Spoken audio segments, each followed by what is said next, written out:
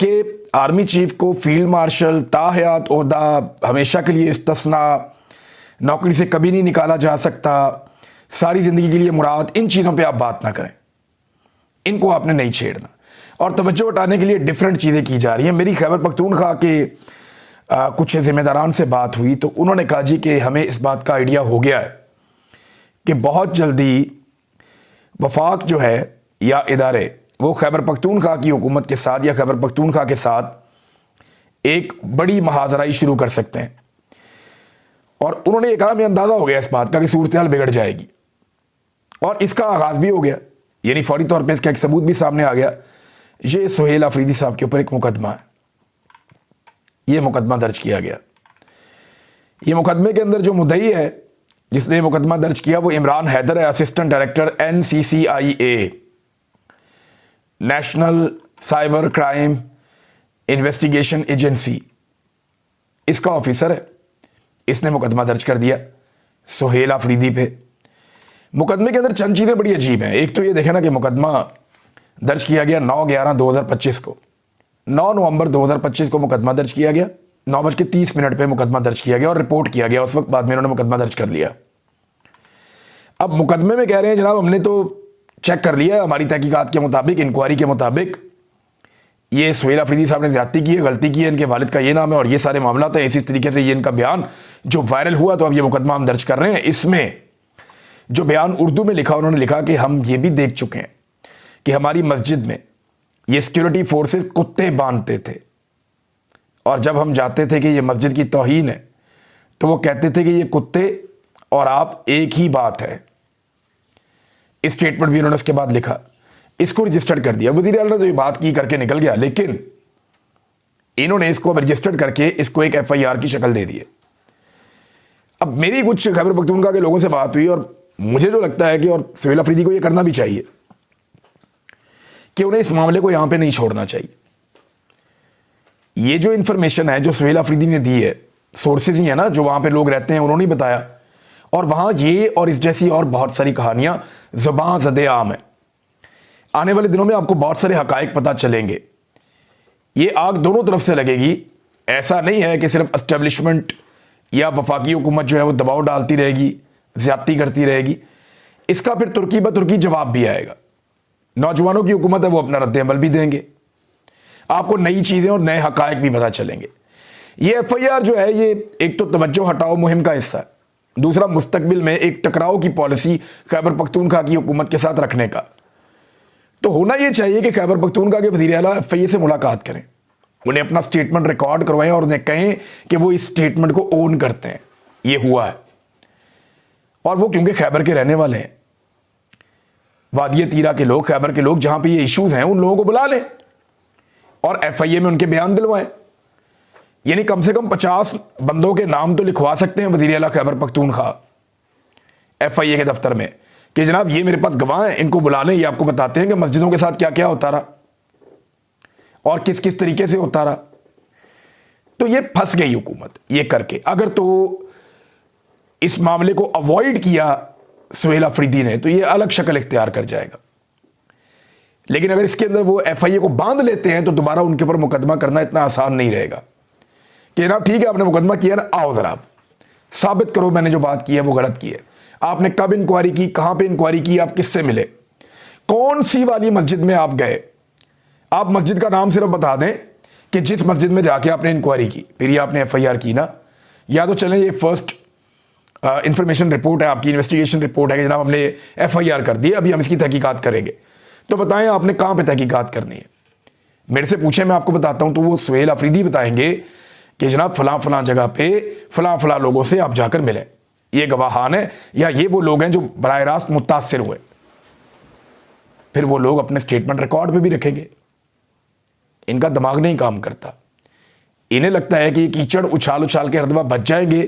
یہ ڈیفرنٹ لوگ ہیں، مڈل کلاس کا آدمی ہے نا. دیکھیں وہ پبلک میں نکلا سہیل آفریدی،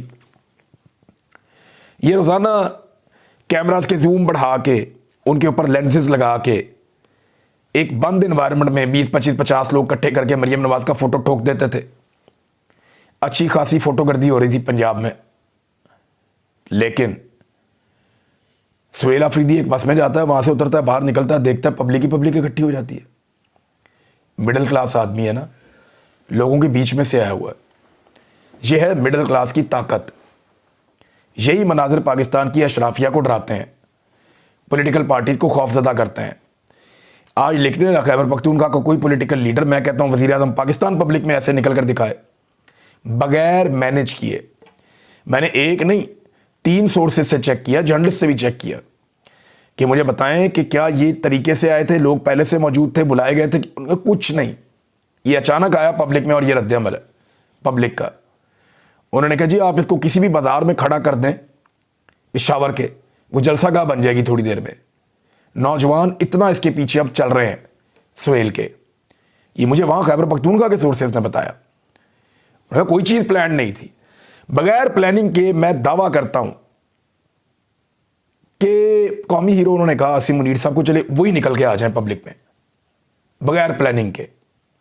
چلو نواز شریف کو نکالو بغیر پلاننگ کے, مریم ہی نکال دیں, باہر جاؤ, ان کا گھر ہے, دیکھیں لوگ کیا کرتے ہیں. مریم نواز کو نکالیں, شہباز شریف کو نکالیں, بلاول کو نکالیں, کسی کو نکالیں, بغیر پلاننگ کے نکالیں. اچانک پبلک کے اندر لے کر آئیں, دیکھیں پھر پبلک کرتی کیا ہے.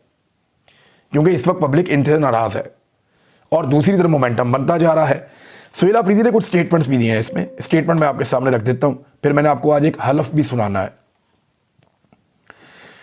سہیل آفریدی نے ایک بات کی, بات بڑی باریک ہے اور سمجھنے والی بات ہے. انہوں نے کہا کہ جب سے پاکستان بنا ہے کسی جرنیل کو سزا نہیں ہوئی, اگر ہوئی تو عمل درآمد ہی نہیں ہوا. پاکستان میں آئین اور جمہوریت کو پیروں تلے رون دیا گیا ہے.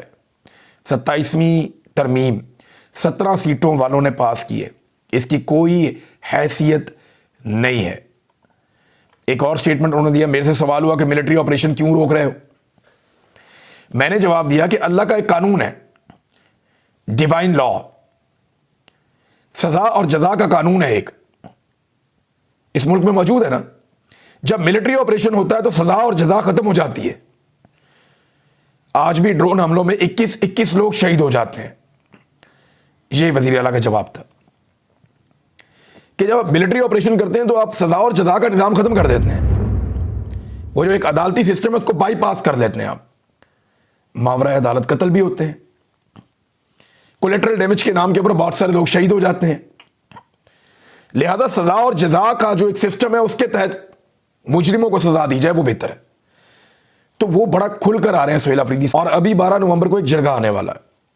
اس جرگے کے حوالے سے بھی ایسی خبریں آ رہی ہیں کہ بہت بڑے پیمانے پہ لوگ تیاریاں کر رہے ہیں, اس میں آنا چاہتے ہیں. لیکن اسٹیبلشمنٹ لگاتار بڑی پولیٹیکل پارٹیز کے بڑے لیڈرز کو منع کر رہی ہے کہ آپ نے اس جرگے کو کامیاب نہیں کرنا. نمبر 1.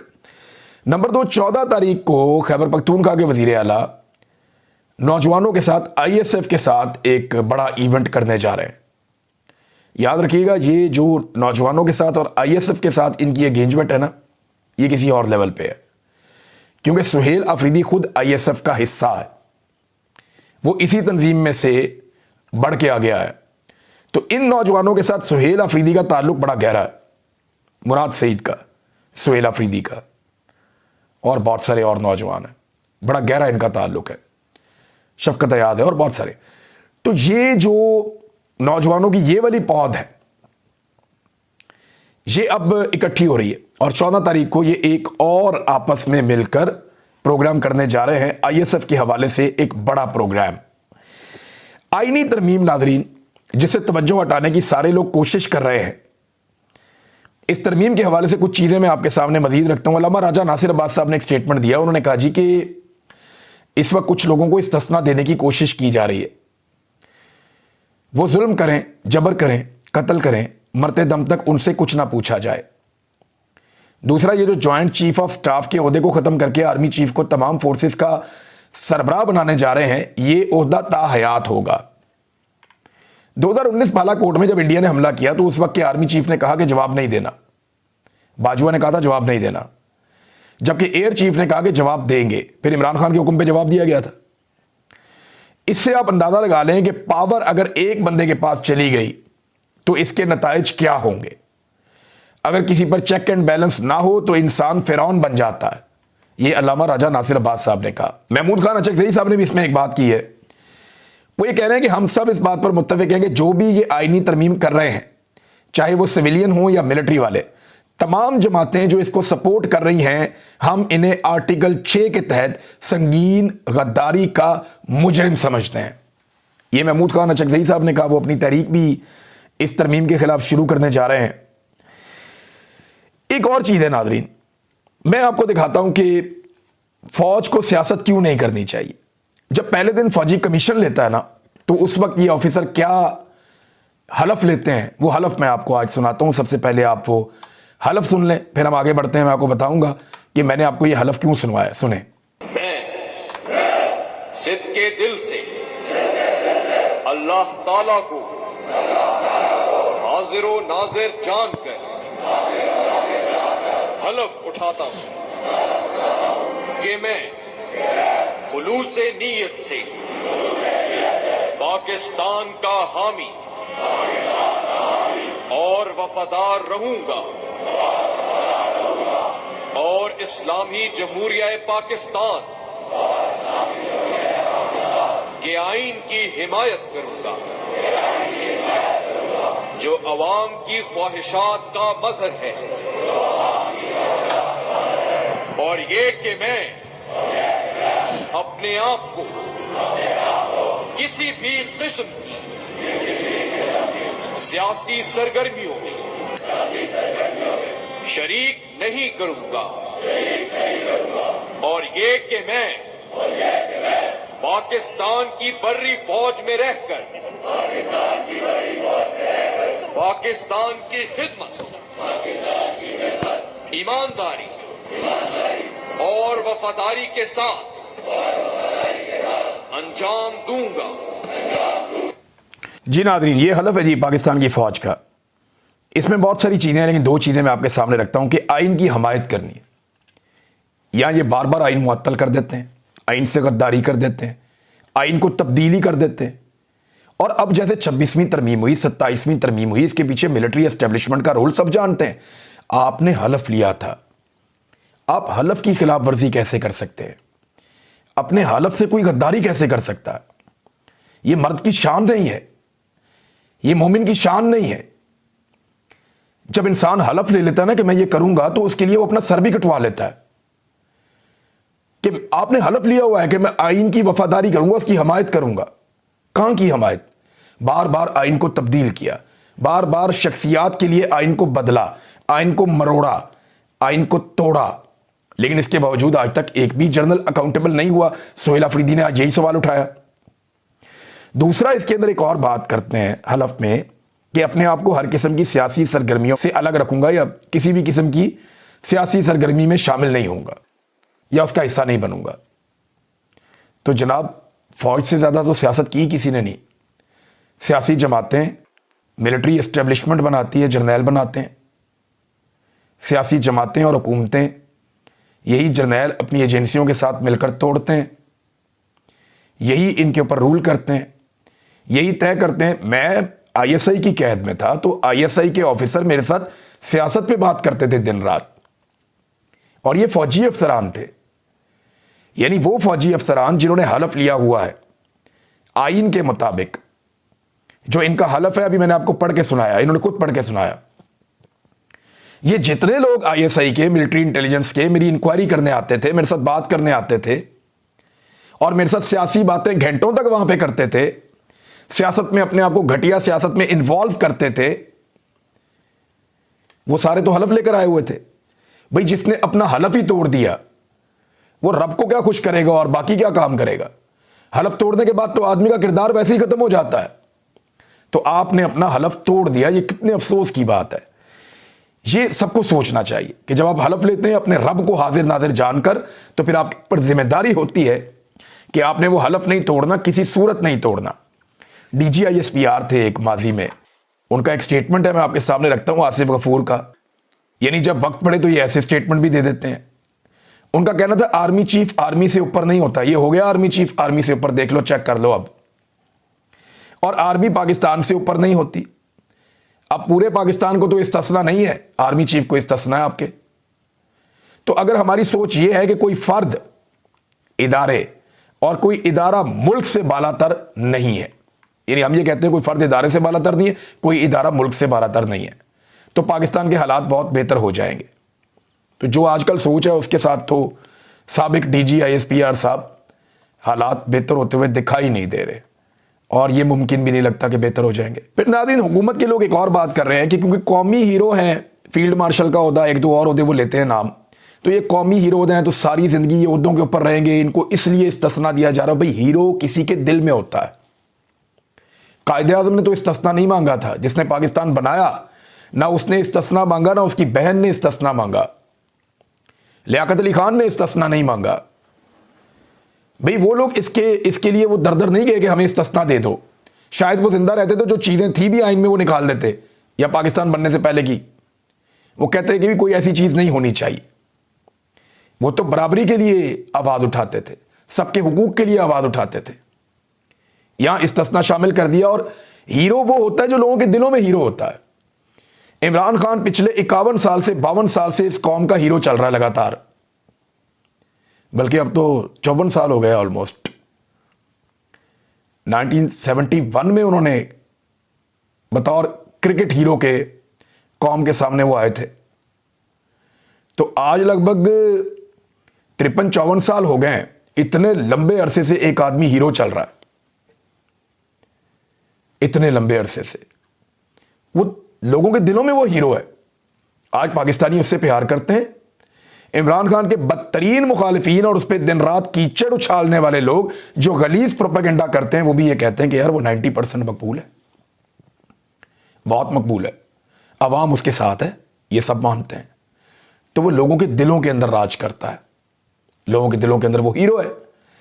تو ہیرو بننے کے لیے یا لوگوں کے دلوں میں مقام حاصل کرنے کے لیے آپ کو استثنا, مراد, پوری زندگی کے لیے تا حیات عہدے یہ نہیں چاہیے ہوتا آپ کو.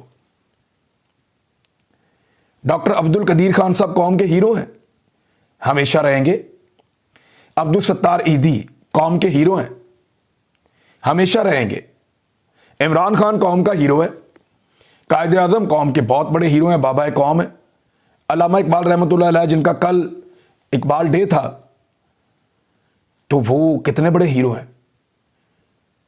یعنی 1 صدی سے اوپر ہو گیا ان کی خدمات, ان کی تعلیمات, ان کی تحریریں, وہ آج بھی لوگوں کو یاد ہیں. تو جو ہیروز ہوتے ہیں نا, وہ لوگوں کے دلوں پہ راج کرتے ہیں. انہیں یہ ٹائٹلز کی ضرورت نہیں ہوتی. یہ ٹائٹلز جو ہیں یہ کمزور لوگوں کو چاہیے ہوتے ہیں. بڑی سخت زیادتی کی پیپلز پارٹی نے اور PMLN نے مل کر کہ فیلڈ مارشل کو عوام کی نظر میں بزدل ثابت کرنے کی کوشش کی. انہوں نے ثابت کیا عوام کی نظر میں کہ آپ کا فیلڈ مارشل بزدل ہے, وہ ڈر رہا ہے مقدمات سے, وہ بھاگ رہا ہے آگے لگ کے, وہ کہہ رہا ہے مجھے بچاؤ. یہ انہوں نے کیا فیلڈ مارشل کے ساتھ. ایک اچھی خاصی مت بنی ہوئی تھی کہ جرنیل دلیر ہوتے ہیں عام طور پہ, وہ مت بھی توڑ دی پکڑ کے انہوں نے اپنے ہاتھوں سے. فیلڈ مارشل کو چاہیے کہ ان چیزوں کو لات ماریں اور وہ یہ کہیں کہ مجھے یہ نہیں چاہیے, نہ استثنا چاہیے, نہ لمبی نوکری چاہیے, وہ تا حیات والا واحیات کام بھی بند کرو, اور یہ جو نکالنے کا طریقہ یہ سب چھوڑو, میں فیس کروں گا ہر چیز کو. کیا فرق پڑتا ہے, ساری دنیا فیس کر رہی ہے. اگر 90 سال کی عمر میں لوگ جیلوں میں جا سکتے ہیں تو کیا پرابلم ہے. جنرل امجد شعیب کو بھی تو بند کیا گیا تھا نا, تو کیا پرابلم ہے, آپ بھی برداشت کر سکتے ہیں. اب یہ تاثر جو ہے یہ حکومت بنا رہی ہے. اور دیکھیں حالات ان کے یہ ہیں کہ پیپلز پارٹی کی سینٹرل ایگزیکٹو کمیٹی کے اجلاس میں ترمیم کا مسودہ ہی نہیں تھا, یہ اعتزاز احسن صاحب نے بتایا, اور اس میں یہ کہا گیا کہ جناب 243 فوج کا اندرونی معاملہ ہے. بھئی کون سا اندرونی معاملہ ہے جس میں پوری زندگی کا استثنا مل گیا, اور ایک آئینی عدالت بننے جا رہی ہے. آپ کہہ رہے ہیں فوج کا اندرونی معاملہ ہے, آپ نے پاکستان کے سپہ سالار کو بزدلی کا ٹھپا لگا دیا ان کے اوپر, یہ اندرونی معاملہ ہے فوج کا. حد ہو گئی ویسے, بلکہ آئین کے اندر لکھ دیا تاکہ سند رہے اور بوقت ضرورت کام آئے کہ جناب ہمارا سپہ سالار دلیر نہیں ہے. یہ انہوں نے کام کیا. کچھ اور خبریں بھی ہیں ناظرین, میں آپ کے ساتھ بعد میں شیئر کروں گا, لیکن اس میں ایک چیز آپ کو بتاتا ہوں کہ عرفان صدیقی صاحب کی طبیعت ٹھیک نہیں ہے, سینیٹر ہیں وہ. کچھ لوگ یہ خبریں دے رہے تھے کہ شاید وہ ترمیم میں ووٹ نہ کریں. میری بات یاد رکھیے گا اور لکھ کے رکھیے گا, اگر ترمیم میں ایک بھی ووٹ کم ہوا نا تو عرفان صدیقی صاحب کو اللہ تعالیٰ صحت دے, ان کو ویل چیئر پہ یا اسٹریچر پہ بھی لانا پڑا تو لا کے ووٹ لے لیں گے اگلے. یہ میں اچھی طرح جانتا ہوں. اب تک لیے اتنا ہی, اپنا خیال رکھیے گا, اپنے اس چینل کا بھی. اللہ حافظ.